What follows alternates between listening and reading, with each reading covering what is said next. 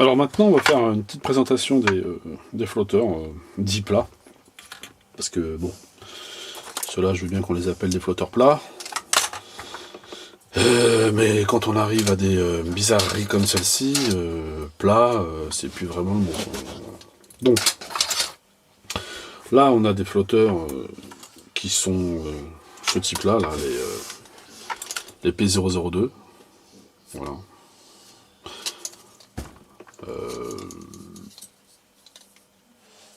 C'est pour la pêche à la calée. Hein. Ceux-là, ils sont profilés de façon à ce que le flotteur soit planté dans l'eau, dérive légèrement. Il a une antenne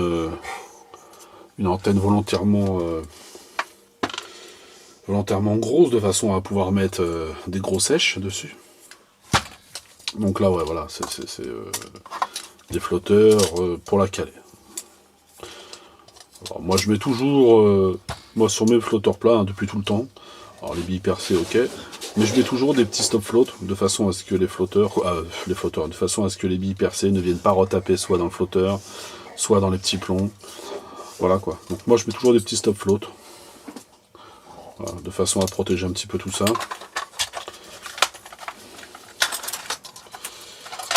C'est pas facile à caler dans les... Je vous cache pas que c'est pas facile à caler. Ensuite, on a ceux-là. Ceux-là, c'est les P330. Donc les P330, c'est pareil, hein, ça c'est des flotteurs pour la passer. C'est-à-dire que là, on pêche plus en calé, on pêche pour la passer. Voilà. Donc ceux-là, c'est pareil, hein, ils prennent un minimum le courant, ce qui fait qu'on arrive à avoir quand même une dérive assez lente par rapport au poids du flotteur. Donc là, on est sur du 6 grammes. Si on prendrait du 6 grammes en goutte d'eau ou du 6 grammes en flotteur traditionnel, voilà, bah, il dériverait beaucoup plus vite. Donc celui-là, c'est quand même pour une passe de coulée assez propre et assez lente. Voilà. Donc là, ça c'est pareil. Hein. 6 grammes, toujours pareil. Hein. Petit stop float. Voilà. Après, on a ce type-là.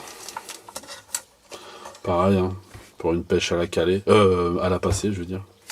Voilà, sympathique. Hein. Moi, j'utilise ça, des petits 4 grammes comme ça. Des fois, le canal, il est un petit peu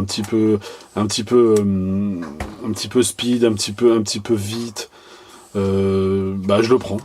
J'ai pas peur de le prendre même sur le canal. Voilà. Et puis de temps en temps, je m'en sers aussi dans des rivières où je peux pêcher avec du 4 grammes.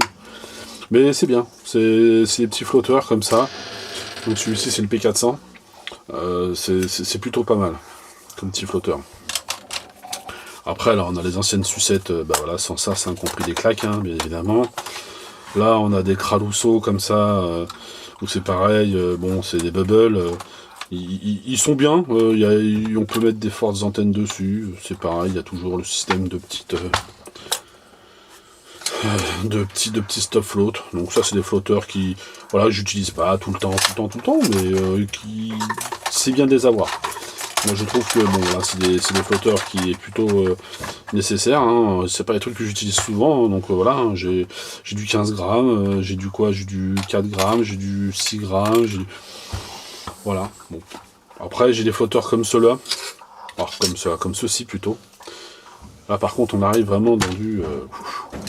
Là, il faut avoir... Là, on est dans du flotteur. Au départ, si on n'a pas un mode d'emploi pour s'en servir, ou du moins déjà rien ne serait-ce pour le monter, je peux vous garantir qu'on est vraiment... Alors là, les plombs, ils sont tous ensemble, hein, je vous rassure, ils ne seront pas comme ça au moment de la pêche, mais là, je les ai massifiés de façon à ce que ce soit bien rangé sur la ligne. Mais sinon, après, ils sont étalés différemment. Mais là, il faut un bac. Hein. Je veux dire, là, il n'y a pas... Je veux dire, si on s'est arrêté en 6ème, on pêche pas, quoi. C'est incroyable comment c'est technique. C'est des flotteurs qui se montent soit pour une pêche en amont, soit pour une pêche en aval. C'est-à-dire que là où on se situe par rapport au sens de l'eau, il faut qu'on monte le flotteur différemment, quoi.